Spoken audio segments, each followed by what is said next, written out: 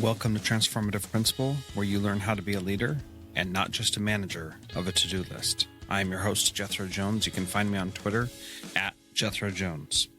Your to-do list is a hungry monster that is never satisfied. For the last year and a half, I've helped principals get awards, get promoted, and find the time to do the work that really matters. I recently opened a new mastermind slot. Schedule a call with me and let's overcome the stressed and isolated principal position together. Go to the show notes for this episode at transformativeprincipal.org and click Schedule a Call with Jethro. My name is Jennifer Cronk from the Assist Learning Podcast. I'm a proud member of the Education Podcast Network, just like the show you're listening to right now. The opinions expressed are those of the individual hosts. Make sure you check out all the other great podcasts at edupodcastnetwork.com and get ready because the learning begins in 3, 2, 1. I'm so excited to have Karl Rectanus on the program. Karl is an educator, entrepreneur, and advisor, and is co-founder and CEO of Learn and Education Innovation Benefit Corporation that empowers educators and their institutions to organize, streamline, and analyze educational technology through its research-backed Learn platform. Karl leads schools and districts, states and networks, and colleges and universities in their efforts to simplify edtech selection, procurement, implementation, and measurement. And I'm sure there's a lot more to it than that mouthful, Karl. So why don't you give your own introduction of you? That's great. Thank you, Jethro. And that is a lot of words, but that word salad really translates to I was a teacher and administrator here and overseas. My family are all educators. I've been in the classroom and then actually became a CFO for schools because I realized how much our operations and finances impacted what we did in the classroom. And since leaving that, I transitioned into starting companies, and Learn is actually my 4th successful education innovation organization. And I've been honored to work with great teams to help, educators and their partners organize, streamline, and analyze all of their education technology to make better decisions and expand equitable access for all students to the technology that works best for them. Yeah, this is one of those topics that I get personally really fired up about because I'll get into that in just a second. So awesome. First, however, I do want to say that I did install your the Chrome browser for Learn platform, and what it does is when you go to a edtech company's website, if they are in your catalog and you've reviewed them, then the little light lights up and I can see what their grade is. And, it's I assume an A through F. I haven't seen any Fs yet, but an A through F, and that shows up as I go to the website. So can you talk just a little bit about that first? Because just that information, when I get an email from someone out of the blue, so beneficial. Just knowing, like, if I see a C- or a D on there, then I'm going to know that maybe that's not worth my time. So can you talk a little bit about how that process works and how you evaluate and all that? Absolutely. And I'm glad, thanks for installing, and I'm glad it's useful. For those not familiar, Learn platform is an edtech management and rapid cycle evaluation system. It is designed for educators and their organizations, their schools and districts and states, to easily organize, streamline, and then rapidly analyze any of their education technology and their interventions. The goal is obviously to improve student outcomes, but also improve budgets. And frankly, for most teachers and school level administrators we talk to, it's really about saving them time so they can focus on the things that are most important and harnessing their expertise. So Learn platform is, through the system, we have a product library of over 5,000 different edtech tools. It's continued to expand. It's the most comprehensive in the country. But if you go into that product library, which is free for individual teachers and principals, it will feel like sort of a research-based TripAdvisor for all the edtech.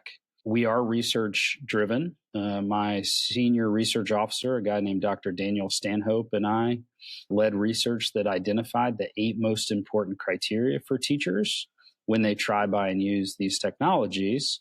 So essentially, any of your listeners and about 100,000 teachers around the country grade the products in these 8 categories. Categories like ease of use, alignment with learning standards, content, features, etc. And they share their comments and feedback.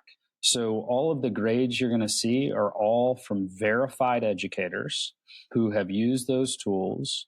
And we've integrated public data on every school in the US, so you can actually slice and dice that feedback to see what teachers in schools like yours think, for example. So that's all within the product library. And just about a year and a half ago, with the relative explosion of Google for education, we created a Chrome extension that is also freely available. You can set it up for an individual, or actually districts can, or a Google administrator can set it up for all their teachers. Again, freely available. And anytime, as you described, anytime you visit any of those 5,000 products that are in our product library, it'll light up. And if you click on it, you can see the overall grade provided. You can also see, so that A through F that you mentioned, you can also see, you can share your experience. You can ask other teachers a question about that product. How do I use this tool with special needs students or what have you? And it directly links into the product library, but saves educators, both administrators and teachers, a bunch of time because, like you said, when you get that call or you see something at a conference or, that unsolicited email, you can go right to the website and you've got a place to at least reference and learn more about those tools. Yeah, I think that it's a great idea. And you said that there are 8 standards that are whatever. I don't remember what the word you used was. I'm sorry, but the criteria we use. 8 criteria. Thank you. Yep. Okay. And so if I go into something and I click on grade, then I can see 9 actual questions about what it is: the ease of use, quality of the features, quality of the content, technical merit, etc. And then there's a few more of those. Mm-hmm. And so being able to grade those and figure that out, which of those though is obviously student learning impact is really important. But if the tool is unusable because it's so clunky or whatever, then it is not that valuable. So which of the 8 is actually the most important, and was it a surprise that it was in your view? Oh, good question. What's been interesting is this is all connected to a teacher and educator's experience level and comfort with technology and tools writ large is what we found. So let me explain. When I was a school level administrator, I had some teachers who were always eager to pilot, right? They were the ones who were, the 4 or 5 folks who wanted to try the new stuff, and they were willing to take it on first and give our team candid feedback on if it worked or what was easy or hard to use.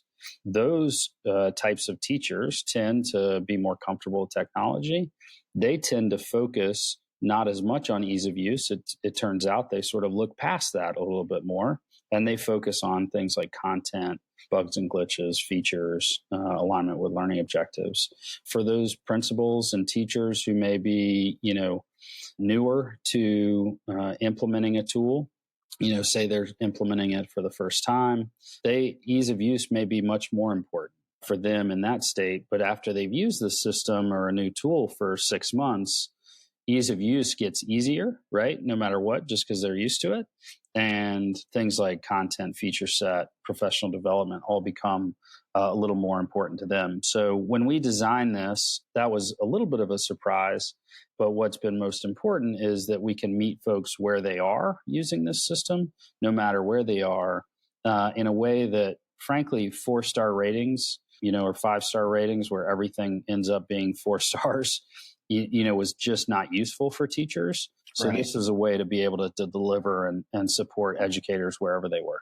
Yeah, I think that that aspect is really important, and recognizing that different people are going to respond differently and being okay with that is also important.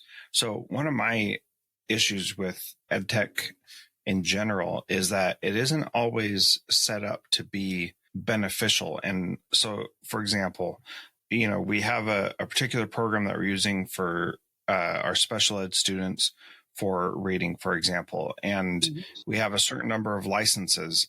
But then we have kids in our school who are low enough that they would benefit from that tool as well. Mm-hmm. And they would also benefit from the specialized instruction. But because they don't qualify for an IEP for whatever reason, then they don't get to use that because that is just for special ed students. And that idea, like that's a philosophical idea in your district and all that kind of stuff as well.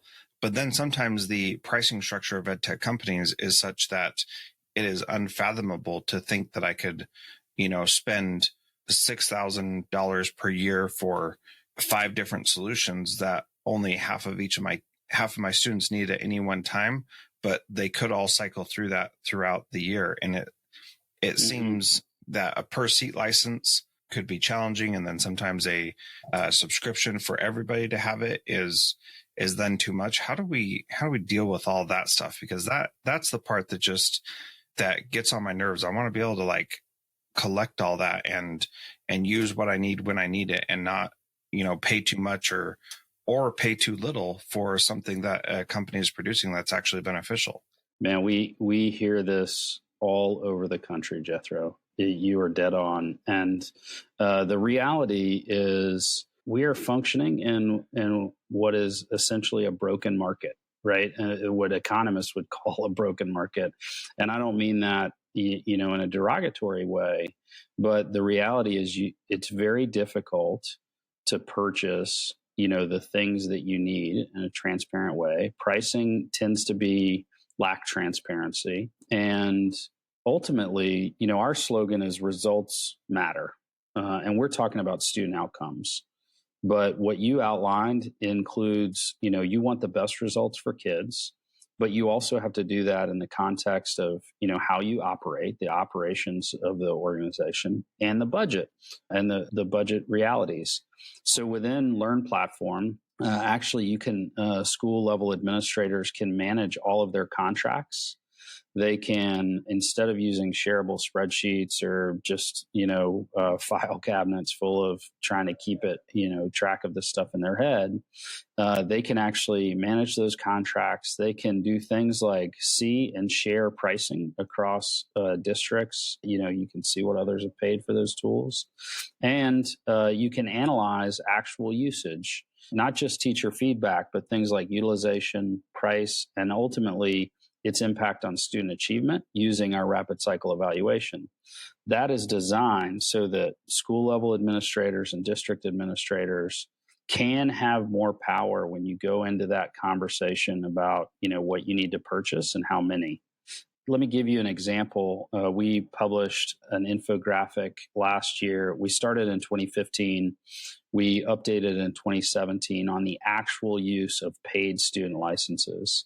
And what we found was across paid student licenses for core products, these were textbook replacement, not supplementary tools, only about 9% were utilized to their full fidelity or goal. 9%? 9 total. Yikes. And well, listen to this. Over a third are paid for and never used. And almost another 25% are used once, but meet 0 goals. This was across half a dozen different products, across about 100 schools and districts, this analysis, and we see this consistently. So from a budget standpoint, almost every school in the country is paying for something and not using it. We are equipping those administrators to understand what are we using? What are we paying for? When we pay for it, do we use it? And in which situations does it help kids learn? Yeah. So, Karl, see, this is this is the part that is so frustrating to me. All across the country, we're focusing on personalizing learning, and Heather Staker, co-author of Blended, when I interviewed her, she said that personalized learning is possible in any classroom, but to personalize learning at scale, that's when you do need technology. And so if we want to do it at scale, more than just the one teacher's classroom at a time, then we do need to use technology. But then it sounds like we're not actually doing that if only 9% of the licensors are actually being used. That's crazy. Well, I think so there's a couple things going on, and I'm really glad. Heather's work is great, and her co-authors have done a great job. Big fans of their work, and she's exactly right. What is important to think about, what we talked about was pricing inconsistencies, and if you don't, in a market that doesn't have transparency, pricing always suffers. So we are providing a little more pricing transparency. But what we've learned, we've now implemented we've got about 4,000 schools using our paid services. We offer both free and paid solutions. About 4,000 schools implemented over the last few years.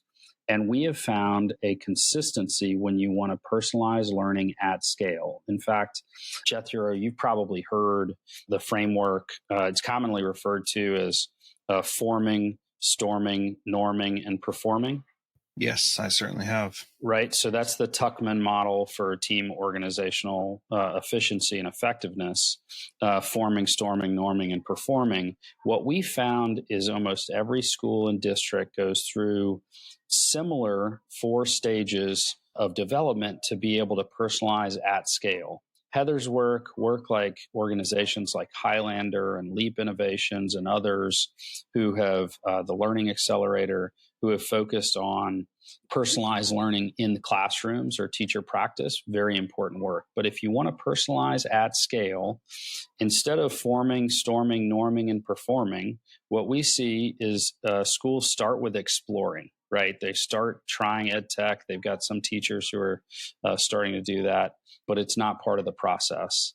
Then they move into a stage that instead of storming, we call it hacking. Right? Basically, people start doing all sorts of stuff. They're using shareable spreadsheets. Everybody's working with the best intentions, but this is most often referred to as it feels like the Wild West. That's what we hear from district and school administrators. They say, if you ask them how are you organized or how are you doing it, they say, oh, it's sort of the Wild West. We're doing all this stuff and I don't know what pricing is, et cetera. Well, then they move into a phase. If they organize, they then move into a phase where they start to optimize. They start to optimize on pricing. They start to optimize policies are these tools safe and secure for our students?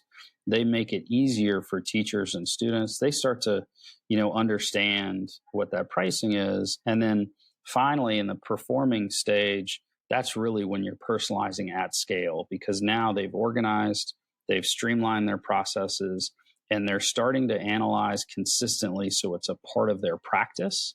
And so that's how those stages of development almost every district needs to go through. And later this spring, we're going to release a self-assessment for any school or district to be able to essentially answer 15 questions to understand where they would be on this personalized learning at scale framework and understand what next steps they can take to move forward. Well, I think that'll certainly be very handy. I feel like I've been stuck in the hacking stage for, I don't know, about a decade. Well, a lot of us have. And I think, it's only once you start to really drill into this stuff, and see the patterns that our team of researchers and others have started to recognize. The good thing, Jethro, is to understand that what we've seen is about 80% of schools are in that hacking phase, right? They've moved on from exploring. They're doing all sorts of stuff, but they haven't quite gotten to the point where they're getting organized. So the good news is, Jethro, you're not alone. Most of us have been there.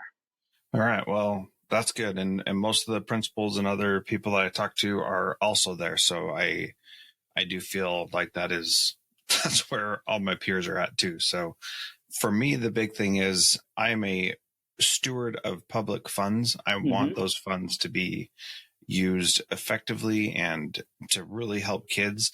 And so when we do use something that doesn't work, then that is frustrating. Or when we pay money for something and we don't use it to the full extent, that is also frustrating. And then, of course, when we have a initiative and we say this is what we're going to use, and then nobody uses it, that is also frustrating. So what is your insight as to why so many people are not using those licenses? When I was CFO for schools, I was, best case scenario, I was using last year's data to think about next year's students and teachers, and basically I was making guesses, right? I didn't have the information in a timely enough way to inform my decisions. I mean, most principals I know are putting together budgets for next year starting in, December and January. Yeah, maybe they're going into February, right? But they haven't even had a semester of use of that tool yet. Well, that's why we created Learn Platform, so you can quickly have actual data that can inform, operational and budget decisions as well as instructional practices. So I think one of the things that has been, so confounding to, these challenges you raise is just having the data quickly enough and easily enough to inform those decisions in the time that we need them, in a timely enough way to inform those decisions. Because, sometimes if you find out that things aren't working in a June or July, well, you've already signed the contract for next year. So being able to analyze things like usage, price, impact on student achievement quickly is really critical, both for school level and district level administrators. Yeah, absolutely. So this has been a great conversation, Karl. The last question that I ask is, what is one thing that a principal can do this week to be a transformative leader like you?